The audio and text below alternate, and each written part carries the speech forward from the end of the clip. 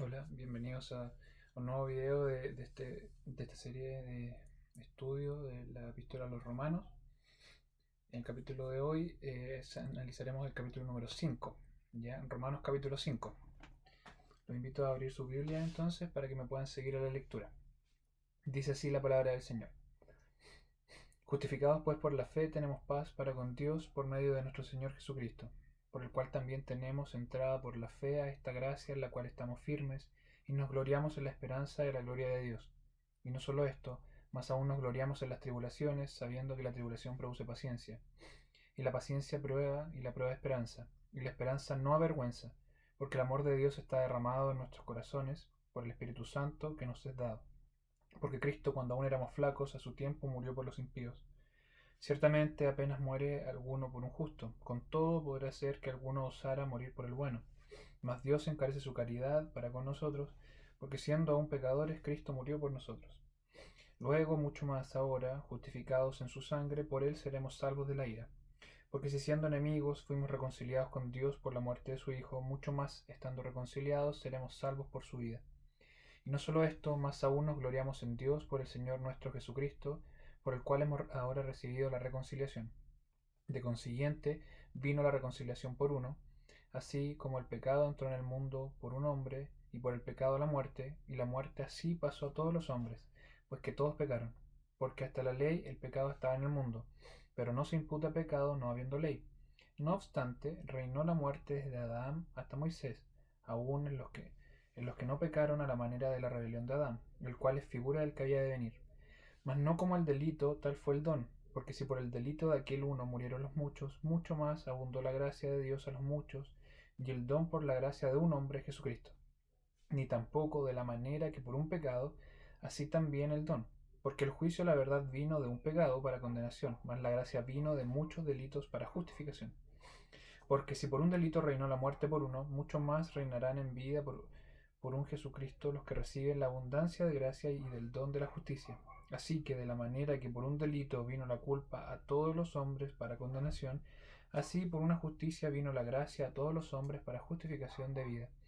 Porque como por la desobediencia de un hombre los muchos fueron constituidos pecadores, así por la obediencia de uno los muchos serán constituidos justos. La ley, empero, entró para que el pecado creciese, mas cuando el pecado creció, sobrepujó la gracia, para que, de la manera que el pecado reinó para muerte, así también la gracia reine por la justicia para vida eterna por Jesucristo, Señor nuestro. Señor bendiga su santa palabra. Romanos 5. Hasta ahora, bajo el título general de la justificación por la fe, Pablo ha demostrado que esta justificación es necesaria y real. Del capítulo 1 al 4 ha demostrado que la justificación es necesaria y es real. En el capítulo 5 hasta el capítulo 8, ahora Pablo demuestra que no solamente es necesaria y real, sino que también la justificación es efectiva y es fructífera, da frutos. Romanos capítulo 5 versículos 1 y 2. Justificados pues por la fe tenemos paz para con Dios por medio de nuestro Señor Jesucristo, por el cual también tenemos entrada por la fe a esta gracia en la cual estamos firmes y nos gloriamos en la esperanza de la gloria de Dios. Siendo justificados pues por la fe. Este conector, como utiliza muchas veces Pablo, delata que viene de una idea anterior, es decir, del capítulo 4. Entonces, ese pues, podría, mejor dicho, por eso, habiendo sido justificados. Ese por eso delata la idea anterior del capítulo 4, debido a lo que fue expuesto durante el capítulo 3 y el capítulo 4. Por esa justificación, entonces, tenemos paz para con Dios. Paz como reconciliación con Dios, ¿ya? Debido a esta justificación por la fe en el sacrificio de Cristo, la ira divina ha sido removida que antes estaba sobre nosotros, ¿ya? Y la restauración del hombre al favor divino. El pecado, la ira divina a raíz de nuestro pecado ha sido removida y ha sido restaurada nuestra condición en cuanto a Dios de favor. Nuestra conexión con Dios ha sido restaurada. Hemos sido reconciliados. A eso se refiere con paz. ¿A través de quién? Explica Pablo aquí mismo, por medio de nuestro Señor Jesucristo. Solo por medio de la obra y la persona del Salvador, de la cual el hombre se apropia por fe. ¿Cuál es la consecuencia de esto? De que de que esta justificación a través de Cristo hemos sido reconciliados, en que nos gloriamos en la esperanza de la gloria de Dios. Es una esperanza maravillosa en la salvación que Dios tiene reservada para los que ponen su confianza en el sacrificio de Cristo. Y no solo esto, agrega el versículo 3 y 4, más aún nos gloriamos en las tribulaciones, sabiendo que la tribulación produce paciencia, y la paciencia prueba, y la prueba esperanza. Entonces Pablo aquí agrega y dice, no solo nos gloriamos en la esperanza de la gloria venidera, sino que también nos gloriamos en las tribulaciones.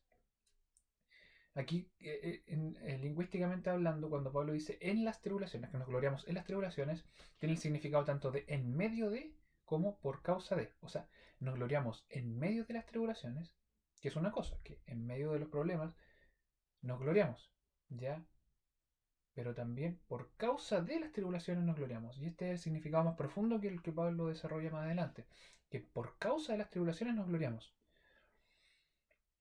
¿Por qué? Porque justo en los momentos de tribulación en la que los hijos de Dios reconocemos nuestra debilidad, ¿ya? Reconocemos nuestra debilidad, por ende reconocemos que Dios es el único todopoderoso y que no nos desampara. ¿Ya? Es en medio de la tribulación donde nosotros nos reconocemos flacos y nuestra dependencia total de Dios.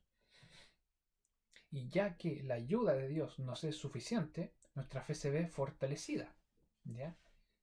Ya que nos damos cuenta que la ayuda de Dios en quien confiamos es suficiente, nuestra fe se fortalece. Produce entonces paciencia, donde aquí el significado más literal sería perseverancia, o mejor dicho, fuerza para soportar. ¿Ya? Esta tribulación nos produce paciencia, una perseverancia, nos da la fuerza para soportarla. ¿Y qué produce esta paciencia, esta perseverancia? Prueba, que literalmente lo que produce es carácter probado, un carácter que es sometido a prueba y pasa victorioso. Un carácter que ha soportado la prueba. ¿Se acuerdan de la imagen que utiliza Zacarías en el Antiguo Testamento, en el capítulo 13, donde habla sobre cómo el Señor nos va a probar bajo fuego? Dice literal el versículo 9, y meteré en el fuego la tercera parte y los fundiré como se funde la plata, y probarélos como se prueba el oro. Entonces, el fuego simbolizando la tribulación, lo que genera es un carácter probado, ya que ha superado la prueba. Finalmente, ¿en qué cae esta prueba? En esperanza. ¿Ya? Debido a que hemos superado la prueba, a que nuestro carácter ha sido probado, sabemos que contamos con la aprobación de Dios. Y el contar, necesariamente el contar con el apoyo de Dios, fortalece nuestra esperanza, porque lo sentimos cerca, lo sentimos en medio de la tribulación y fortalece nuestra esperanza. Y Pablo en el versículo agrega, ¿cuál es la gracia de esta esperanza? Que esta esperanza no avergüenza, porque el amor de Dios está derramado en nuestros corazones por el Espíritu Santo que nos es dado. Es importante señalar el énfasis que pone Pablo sobre la esperanza, porque inevitablemente hacemos el contraste con la gente que no tiene a Dios en sus vidas, gente que vive sin esperanza. Pablo le escribe a los Efesios en el capítulo 2 y le dice que en aquel tiempo estabais sin Cristo, alejados de la República de Israel y extranjeros a los pactos de la promesa, sin esperanza y sin Dios en el mundo. Una vida sin Dios es una vida sin esperanza, porque solamente limitamos nuestros actos a la vida terrena, no tenemos esperanza en una salvación eterna. También le escribe a los tesalonicenses Pablo sobre esta misma idea. Primera Tesalonicenses capítulo 4 les dice, tampoco hermanos queremos que ignoréis acerca de los que duermen, que no os entristezcáis como los otros que no tienen esperanza. Entonces, Pablo, la idea central de la esperanza es que necesariamente viene de la relación zanjada, la reconciliación con Dios. ¿Ya? La reconciliación con Dios conlleva una esperanza, ¿ya? Que no existe sin Dios. Pablo en el versículo 5 complementa esta idea de que no solamente esta esperanza no avergüenza, porque efectivamente se cumple. ¿A través de quién? A través del Espíritu Santo, a través del Espíritu Santo, ya que el Espíritu Santo es el dispensador del amor de Dios, el que con nosotros va dispensando las gracias de Dios en nuestras vidas. Y Pablo, ¿cómo dice que que el Espíritu Santo va dispensando el fruto de Dios en nuestras vidas? Las derrama, no con goteo, sino que las derrama de manera abundante. a lo que Juan el Bautista se refería como gracia sobre gracia. Podemos nombrar algunas cosas, el fruto del Espíritu, los dones espirituales, y más allá, el propio Espíritu Santo es don de Dios, ¿ya? Es el consolador que está con nosotros hasta que el Señor vuelva. ¿Cuál es la razón entonces por la que Dios ha derramado su amor en nuestros corazones? Versículos del 6 al 8. Porque Cristo, cuando aún éramos flacos, a su tiempo murió por los impíos. Ciertamente, apenas muere algún por un justo. Con todo podrá ser que alguno osara morir por el bueno. Mas Dios encarece su caridad para con nosotros, porque siendo aún pecadores, Cristo murió por nosotros. Este amor que ha sido dado eh, a nosotros, ha sido derramado a nosotros, es un amor único. Es un amor único. Y aquí Pablo hace el contraste con el amor humano. Dice, como gran excepción, como rara excepción, podría ser que alguien se atreviese a morir por una persona buena, entre comillas buena, en términos humanos. Pero como rara excepción. Pero Pablo aquí lo contrasta en los versículos 6 y 8. Lo contrasta con un sacrificio que es un amor supremo, un amor aún más allá. ¿Por qué va más allá? Porque Pablo acaba de contrastar, como mucha excepción, podría ser que una persona se atreviera a morir por alguien bueno. Pero aquí lo contrasta. ¿Quiénes son los receptores de este amor, de este sacrificio? Nosotros. ¿Con qué palabra se refiere Pablo a nosotros? Con flacos. ¿Ya? No es una persona buena o justa, sino que personas flacas, enfermos, inválidos, o sea, literalmente inválidos, insuficientes, no les vale para alcanzar la gloria de Dios, ¿ya? Flacos, deficientes. Pablo también se refiere a los receptores de este amor a nosotros como los impíos, literalmente sin reverencia, en rebelión voluntariosa contra Dios. Muy lejos del ejemplo que pone aquí Pablo de morir por alguien bueno o justo. Flacos, inválidos, insuficientes, impíos, en rebelión contra Dios. Pecadores, culpables, sin reconciliación. O sea, este amor va más allá porque no solamente es una persona justa o buena, sino que es terrible los receptores de este amor. Terrible, inmerecedores totalmente de cualquier tipo de sacrificio. ¿Y qué sacrificio? Lo que eleva aún más este, este amor en contraste al amor humano, que es Cristo. Es Cristo, el Verbo encarnado, Dios mismo hecho carne, el que no cometió pecado, el Cordero perfecto, el Cordero de Dios. Entonces este amor va mucho más allá tanto por quienes reciben el amor, por quienes es el sacrificado, totalmente inmerecido. Versículos 9 al 10, Pablo enfatiza esta idea y dice, luego mucho más ahora, o sea, aún más, si los que ya lo que les acabo de decir suena extraordinario, más ahora, les agrego algo más grande todavía. Justificados en su sangre, por él seremos salvos de la ira. Porque si siendo enemigos fuimos reconciliados con Dios por la muerte de su Hijo, mucho más, estando reconciliados, seremos salvos por su vida. Ambos versículos, 9 y 10, resumen lo expuesto por Pablo hasta ahora. Y ambos versículos son declaraciones paralelas de un mismo argumento. El alcance de la justificación en primer lugar y el sobrealcance, como el extra que tiene esta justificación. ¿Cuáles son las consecuencias de la justificación? Que no solo no seremos avergonzados, es decir, nuestra esperanza será plenamente cumplida, ¿ya? Sino que fuimos salvados de la ira de Dios en la muerte sustitutiva de Cristo. Mucho más. No solamente nuestra esperanza se cumple, sino que somos salvos de la ira. La ley de Dios, es decir, la ley de Dios ya no nos condena, ¿ya? La ley de Dios ya no nos condena, podríamos decir que estamos en cuentas, estamos en cero. Pero ahora mucho más, luego mucho más ahora, Dios nos ama. No solamente no nos condena, sino que Dios, al ver el sacrificio de su Hijo en nosotros, nos ama. Porque ya no somos enemigos, ahora somos amigos. Dios justifica y reconcilia a sus enemigos, siendo aún impíos, pecadores, flacos, desvalidos. Dios nos reconcilia por medio del sacrificio de su Hijo. Pero aún más, el sobrealcance de la justificación, sino que nos salva. Tanto más salva en su condición de amigos. Si a sus enemigos los reconcilió, tanto más salvará a sus amigos, a nosotros. Y no solo esto, versículo 11, más aún nos gloriamos en Dios por el Señor nuestro Jesucristo, por el cual hemos ahora recibido la reconciliación. Con este versículo, Pablo finaliza la primera división de este capítulo, ¿ya? Que es la justificación por fe centrada en la paz, en la reconciliación con Dios. Por medio de Cristo hemos sido justificados y he encontrado la paz, este saldado de cuentas, esta reconciliación con Dios. Y Pablo resume esta primera sección con que es digno de gloriarnos, de gloriarnos. Eh, Interesante palabra, gloriarse, jactarse, enorgullecerse, generalmente suena algo negativo, pero aquí el verbo es con razón, ya con una razón de peso, gloriarnos, enorgullecernos con razón. Pablo le escribe a los corintios y les dice, nosotros no nos gloriamos por nada, pero el que se gloría, gloríese en el Señor, porque es el único digno de gloria en quien podemos gloriarnos.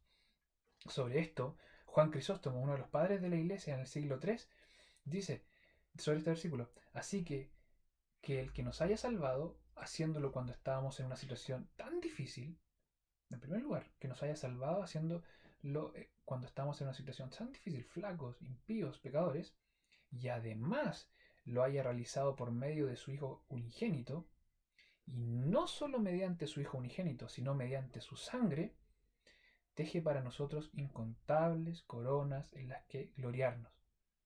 O sea, primera sección, lo expuesto hasta ahora de Pablo, es maravilloso. Es gracia sobre gracia. Es salvarnos en nuestra condición horrible, no solo a través de su Hijo, sino que a través de la muerte de su Hijo. Y con esto da paso a la segunda sección de este capítulo, la certeza de la salvación. La gracia no solo compensa el pecado y anula sus efectos, sino que además otorga vida eterna.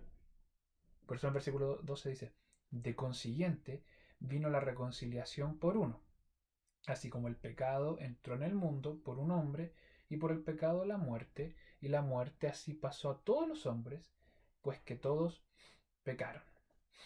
Pablo aquí entonces como segunda sección inicia un argumento donde contrasta a Adán con Cristo. Pero Pablo, en vez de completar esta afirmación, pasa a explayarse en un punto que él considera digno de aclarar, un pequeño paréntesis, pero que él considera sumamente digno de aclarar, que es la universalidad del pecado. Entonces, este contraste que establece en el versículo 12 lo retoma en el versículo recién 18, pero necesita explayarse un poquito en esta idea de la universalidad del pecado antes de continuar. Los elementos de este argumento que él inicia son, primero, de consiguiente, o sea, visto que Cristo ha traído justicia y reconciliación por medio de su muerte y resurrección, lo que vio desde el versículo 1 hasta el 11. Visto esto, de consiguiente, continúa, así como el pecado entró en el mundo por un hombre. Indirectamente, desde Adán, gradualmente hemos heredado una naturaleza pecaminosa. ¿Ya? Pablo aquí nos dice, así como el pecado entró en el mundo por un hombre. El pecado entró en el mundo por un hombre. Entonces, de manera indirecta, desde Adán, gradualmente hemos heredado una naturaleza pecaminosa. Todos personalmente nos hemos rebelado contra Dios. Pero directamente, cuando Adán pecó, todos pecamos con él. Adán, como representante de toda la raza humana, pecó, y al pecar él, pecamos todos con él. Tiempo antes de escribirle la carta a los romanos, Pablo le había escrito a los corintios, y en su primera carta, sobre esta misma idea, les dice, porque así, en el capítulo 15, porque así como en Adán todos mueren, así también en Cristo todos serán vivificados. Adán como representante, ¿ya? Como embajador de toda la raza humana actuaba en nuestro nombre. En el momento de pecar él, pecamos todos con él. Y agrega Pablo en este mismo versículo, y por el pecado, la muerte, y la muerte así pasó a todos los hombres, donde el pecado y la muerte no pueden separarse, ¿ya? Son intrínsecamente unidos el pecado y la muerte. Entonces, en Adán todos pecaron, por ende en Adán todos murieron. El proceso de morir comenzó en el momento que Adán pecó. En ese momento nuestra raza humana fue condenada a tener una muerte carnal desde Adán. Y finaliza esto con, pues todos pecaron, donde reafirma la idea de Adán como representante. Y aquí es interesante ver cómo en la gramática está la riqueza de este argumento. Todos pecaron. La situación de este verbo es una acción única que se llevó a cabo en el pasado, ¿ya? El tiempo, el modo verbal indica que pecaron, todos pecaron, fue una acción única que se llevó a cabo en el pasado. O sea que en el momento histórico en que pecó Adán, todos pecamos con él. Y aquí es donde Pablo inicia la interrupción, interrumpe este argumento, porque la expresión todos pecaron podría sonar difícil de creer. Si Pablo dice que pecar significa transgredir la ley, ¿cómo puede decir ahora que desde Adán todos pecaron? Y aquí es donde él se le viene a la mente este contraargumento y inicia este paréntesis que retoma recién el versículo 18. Y le dice, porque hasta la ley el pecado estaba en el mundo, pero no se imputa pecado no habiendo ley. No obstante, reinó la muerte desde Adán hasta Moisés, aun en los que no pecaron a la manera de la rebelión de Adán, el cual es figura del que había de venir. Dos versículos que es necesario que estudiemos con detención porque dan lugar a muchas equivocaciones y muchos errores cuando se hacen a la ligera. Primero comprendamos que estos dos versículos son una sola idea, ya no se pueden separar. Analicemos entonces el orden lógico para entender su coherencia argumentativa, ¿ya? Como una idea sigue a la otra y luego la consecuencia y luego se retoma. Tiene un orden, una coherencia. Palabra, conectores, porque, pero, no obstante, dan idea de una conexión, dan un ritmo a este argumento en estos dos versículos. Porque, una idea introductoria. Pero, se establece un clímax, una supuesta contradicción. No obstante, procede a una idea en la que está explicando ese pero. Esa supuesta contradicción con el no obstante lo explica, o sea, el desenlace de este argumento. Estos dos versículos, no analizados bajo esta coherencia argumentativa, han llevado a algunas equivocaciones, algunas ideas vagas. Por ejemplo, que estos versículos exculpan a los bebés o deficiencias cognitivas de pecado. Si bien es cierto, eso es una doctrina o una idea que no analizaremos en esta ocasión, este versículo no se refiere a eso. ¿Por qué? Porque hay una incoherencia bíblica. No podría exculpar de pecado porque la misma Biblia declara que todos pecaron en Adán. Por ende, todos somos pecadores. Aún los bebés, como decía David, que en pecado me consiguió mi madre, aún en presencia de deficiencia cognitiva, todos pecamos con Adán. En el momento hace miles de años en que pecó Adán, todos pecamos con él. Entonces, esta idea no tiene relación con el significado de este versículo. Por otro lado, un poco más rebuscado, el significado de que los cristianos no somos condenados por no cumplir la ley, sino por no cumplir el resumen de los mandamientos dados por Cristo. Nada más alejado de la realidad, puesto que los mandamientos dados por Cristo son un resumen del decálogo, de los 10 mandamientos. ¿Ya? Entonces nosotros sí somos condenados por esto. Más aún, estos versículos y el contexto en general de Romanos demuestran que esta afirmación no tiene sustento alguno. Entonces, ¿cuál es el significado real de estos versículos? En primer lugar, el pecado ya se imputaba antes de la ley. Ya se imputaba antes de la ley. Pablo aquí explica que a través de la prevalecencia de la muerte, como castigo del pecado, ya existía antes de Moisés. ¿Ya? Antes de Moisés la gente moría. ¿Ya? La gente sí cesaba su vida. Con las genealogías podemos ver eso. Aun cuando eran muchos años, la muerte ya prevalecía. Y la muerte, como fue consecuencia del pecado, el pecado ya reinaba. ¿Ya? En primer lugar, el pecado ya se imputaba antes de la ley. Y aquí es donde Pablo presenta una supuesta contradicción, diciendo, pero no se imputa pecado no habiendo ley. Y esta es la parte compleja de entender. Pablo pone como un supuesto, ¿ya? Como una supuesta contradicción. Dice, si el pecado ya antes reinaba, porque todos morían, pero ¿cómo es eso si no se imputa pecado no habiendo ley? En primer lugar, si no hubiese ley, no se imputaría pecado. La ley del Sinaí, de Moisés, trae condenación aún más severa. Eso es lo que vino a hacer, trajo condenación aún más severa, ya que se transgrede un mandato explícito, como lo hizo Adán. ¿Ya? Adán tenía un mandato explícito y los desobedeció. La ley del Sinaí lo que hizo fue nuevamente agravar la falta debido a que había un mandamiento explícito a modo de Adán. Pero antes de la ley del Sinaí sí existía una ley, ¿ya? Porque Pablo dice, si no hubiese ley, no hubiera pecado. Pero está hablando previo a la ley del Sinaí, que es la ley natural, ¿ya? Que igualmente conlleva imputación de pecado, a la que Pablo se refería en el capítulo 2. En versículos 14 y 15 decía, porque los gentiles que no tienen ley, naturalmente, haciendo lo que es de la ley, los tales, aunque no tengan ley, ellos son ley a sí mismos, mostrando la obra de la ley escrita en sus corazones, dando testimonio juntamente a sus conciencias y acusándose y también excusándose sus pensamientos unos con otros. Pablo entonces dice, pero si no hubiese ley, no se imputaría pecado. Pero claro, antes del Sinaí ya existía ley. Lo que pasa es que la ley del Sinaí vino a agravar la culpa porque no se podría acusar supuesta ignorancia, ¿ya? Porque se está transgrediendo un mandato explícito a modo de Adán. Entonces la muerte reinó ya aún antes de Moisés sobre quienes no pecaban por no transgredir un mandato expreso, como sí lo hizo Adán, ¿ya? Sino que pecaban por transgredir la ley natural en sus corazones. Y por eso Pablo aquí hace la primera expresión literal sobre la comparación que está haciendo entre Adán y Cristo, diciendo el cual es figura del que había de venir, ya que incumplió un mandato explícito. Compara entonces a Adán, el transgresor de un mandato expreso, como figura de Cristo. Y aquí es donde Pablo nuevamente tiene que estirar su paréntesis, porque ¿cómo podría retomar la idea del versículo 12 luego de esta declaración en la que está comparando a Adán como transgredor de un mandato explícito con Cristo, el Hijo de Dios? Pablo no puede entonces retomar su argumento del versículo 12 y tiene que continuar este paréntesis, diciendo, del 15 al 17, mas no como el delito, tal fue el don. Porque si por el delito de aquel uno murieron los muchos, mucho más abundó la gracia de Dios a los muchos, y el don por la gracia de un hombre, Jesucristo. Ni tampoco de la manera que por un pecado, así también el don.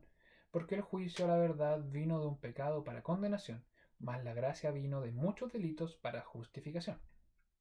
Porque si por un delito reinó la muerte, por uno mucho más reinarán en vida por un Jesucristo los que recibieron la abundante gracia y del don de la justicia. En estos versículos, Pablo señala que el paralelo entre Adán y Cristo es por contraste, ¿ya? Este paralelo que establece no es por similitud, sino que por contraste. Expresiones como más no como, mucho más, ni tampoco de la manera, porque, pero, ¿ya? Establece conectores de contraste, ¿ya? Entonces entre Adán y Cristo la relación que tienen es que se contrastan unos con otros. ¿De qué modo? La influencia de Cristo sobrepasa muchísimo más el efecto de Adán. El don gratuito es mucho más efectivo que el delito. Un pecado, el de Adán, resultó en condenación, pero una acción, el sacrificio de Cristo, fue suficiente para todos los pecados del mundo. ¿Ya? Entonces, mucho más efectivo. Un solo pecado condenó a todos, pero una acción, el sacrificio de Cristo, fue suficiente para todos los pecados del mundo. Pero ojo con esto, suficiente para todos los pecados del mundo, pero eficaz solo para quienes, por gracia soberana, pondrían su fe en Cristo. Por esto Pablo dice, ¿a quiénes? A los que reciben la abundante gracia y el don de la justicia. ¿Ya? Para los que reciben de la abundancia de gracia y del don de la justicia. Entonces, el contraste con Adán, un solo sacrificio, suficiente para todos los pecados del mundo, pero eficaces para quienes por gracia divina reciben el don de la justicia. Y ahora Pablo ya puede volver a la idea y lo conecta con el versículo 12. Así que, versículo 18 y 19. De la manera que por un delito vino la culpa a todos los hombres para condenación, así por una justicia vino la gracia a todos los hombres para justificación de vida. Porque, como por la desobediencia de un hombre los muchos fueron constituidos pecadores, así por la obediencia de uno los muchos serán constituidos justos. Pablo entonces, como decíamos recién, establece una similitud por contraste. Por un lado, una transgresión, a la que él llama la desobediencia del uno, y por otro lado, un acto de justicia, lo que él llama la obediencia del uno. Por un lado, condenación para todos y salvación para muchos. La transgresión de Adán resultó en la condenación de todos los hombres, todos, sin faltar ninguno. ¿No debería igualmente en la frase vino la gracia a todos significar que la salvación es para todos? Ya que la condenación vino a todos los hombres, ¿no debería esta palabra todos significar que es para todos la salvación? Ya que está estableciendo este contraste. La respuesta es no. ¿Por qué? Por su contexto. En primer lugar, Pablo ha dejado en claro que la salvación es solo para los creyentes, especialmente en el capítulo 1 y capítulo 3 de esta carta. En este mismo contexto, en este mismo capítulo, en el versículo anterior, el versículo 17, ha expresado que es solo para los que reciben la abundancia de gracia y del don de la justicia. También le escribe esta misma idea a los corintios, aclarando lo que significa todos y por otro lado todos, desarrollando esto. En 1 Corintios 15, 22 y 23 les dice, porque así como en Adán todos mueren, así también en Cristo todos serán vivificados. ¿Ya? Fíjense, el todos mueren y en Cristo todos serán vivificados. Uno podría quedarse con la falsa idea de que todos es toda la humanidad. Pero Pablo aquí mismo lo explica en el versículo 23. Más cada uno en su orden. Cristo las primicias, a Cristo en primer lugar, resucitado. Luego los que son de Cristo en su venida. O sea, este todos no se refiere a todos como toda la humanidad, sino que todos los que son de Cristo. Recordemos siempre, estudiar la palabra del Señor en su contexto, para no caer en la blasfemia del universalismo, donde si todos pecaron en Adán, todos serán salvos en Cristo. No es así. Los que son de Cristo, los que por su Padre, por gracia divina, son enviados en fe a Cristo. Versículo 20, vamos terminando. La ley, empero, entró para que el pecado creciese, mas cuando el pecado creció, sobrepujó la gracia. Precioso versículo que no es un pan diario, sino que es parte de un contexto, parte de toda esta epístola de los Romanos, parte de todo este capítulo 5. Estableciendo el contraste entonces entre Adán y Cristo, dice Pablo, entonces la ley, ¿para qué vino? Para que el pecado creciese. Más cuando el pecado creció, sobrepujó la gracia. Con la promulgación de la ley del Sinaí, se vuelve a la culpabilidad agravada de pecado como lo había tenido Adán. ¿Por qué? Como lo habíamos visto anteriormente, porque Adán transgredió un mandato específico. Entonces la ley del Sinaí venía a cumplir lo mismo, a dar un mandato explícito. Previo a Moisés no existía un mandato específico, una ley por así decirlo, por lo que la ley natural es lo que acusaba de pecado, ¿ya? La ley natural, una ley implícita en nuestros corazones. Pero una vez bajo la ley, ésta se encargó de delatar el pecado a través de mandatos específicos, por lo que la culpa aumentó, ¿ya? Por eso el pecado creció, por la conciencia de este pecado, esta culpabilidad aumentó, porque ahora existía, a modo de Adán, un mandato específico. ¿Cuál fue la consecuencia de esto? Que sobrepujó la gracia. Al existir la ley, el conocimiento de pecado aumentó, como hemos visto otras veces, la ley como un espejo de nuestra realidad. Entonces, si antes no nos dábamos cuenta lo sucios, lo desordenados que estábamos, los pecadores que estábamos, ahora con la ley lo delata. El conocimiento de pecado aumentó. Y a mayor conocimiento de pecado, mayor conciencia de cuánto desagradamos a Dios. ¿Ya?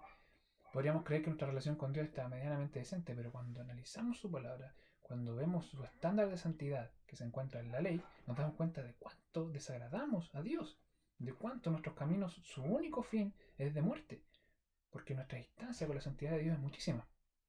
Y a mayor comprensión de la distancia con Dios, mayor agradecimiento hay de su gracia, porque su potencia en nuestra flaqueza se perfecciona. Cuando comprendemos que lo desagradamos totalmente y no merecemos nada más que su ira, es cuando más agradecimiento hay de su gracia. Porque cuando el conocimiento de pecado, nuestra culpabilidad aumenta, más agradecimiento hay de su soberana voluntad a través de su gracia. Pablo finaliza hermosamente, maravillosamente, a modo de resumen de todo este capítulo en el versículo 21. ¿Para qué? De la manera que el pecado reinó para muerte, así también la gracia reine por la justicia para vida eterna por Jesucristo, Señor nuestro. Resumen del capítulo en este versículo. En primer lugar, el pecado. El pecado de Adán como representante y cómo su culpa nos es imputada a todos. El pecado reinó. ¿Por qué? Porque al caer Adán, el dominio del pecado era total. El hombre se encontraba sin esperanza. El hombre moría y sin existir fe en un Mesías venidero, se sentía que el hombre estaba en desesperanza total, sin esperanza. Por eso el pecado reinaba. ¿Para qué? Para muerte. La consecuencia natural del pecado fue la condenación y la muerte. En primer lugar física, pero principalmente espiritual. Muerte eterna. Entonces, el pecado reinó para muerte, pero aparece en escena el héroe de esta noticia, es la gracia de Dios. La gracia de Dios. La gracia de Dios que somete el pecado y anula sus consecuencias. Sus consecuencias, en primer lugar, la esclavitud. Ahora tenemos libertad para no pecar. El hombre es libre, pero libre, ese supuesto libre albedrío que muchas veces erráticamente escucho predicar. El hombre tiene libertad, libertad para pecar. Él solo peca. Su libertad es para elegir cuánto y cómo peca, pero solamente peca, no tiene libertad para no pecar. Esto a través de la gracia de Dios nos es devuelto. Tenemos libertad para no pecar. Tenemos, somos librados de las consecuencias de una vida sin gozo, una vida sin esperanza, porque ahora tenemos una esperanza que no nos avergüenza, porque sabemos que se cumple. Y mayormente, maravillosamente, también somos librados de las consecuencias del pecado como condenación y muerte eterna. ¿Por qué esta gracia? ¿Cómo viene a nosotros? A través de la justicia. No la justicia propia del hombre, las obras, como ha visto Pablo en los capítulos anteriores, no a través de esta justicia, sino que una justicia imputada inmerecidamente por Dios. Como veíamos en el capítulo 4, la justicia de Cristo, a través de su sacrificio, que es imputada a nosotros inmerecidamente. ¿Para qué es esta justicia? Para vida eterna. Revestidos ahora de la justicia de Dios, Él nos prepara morada celestial. Un camino, estamos en camino a la vida eterna. ¿A través de quién? A través de Jesucristo, Señor nuestro. El Evangelio mismo no es otro sino Jesucristo. Las buenas nuevas de salvación no es otro sino Jesucristo. Su sacrificio, muerte y resurrección es la base de nuestra fe, la base de nuestra justificación, la base de nuestra salvación. Jesucristo, el Cordero Perfecto. Con este resumen, Pablo cierra el capítulo 5. Los invito durante esta semana a ir preparando el estudio del capítulo 6. Léanlo con mucha oración, con mucha humildad. Vayan anotando preguntas si tienen. Vayan estudiándolo. Y la próxima semana nos reunimos para que podamos estudiar el capítulo 6 de la epístola a los romanos. Que el Señor les bendiga.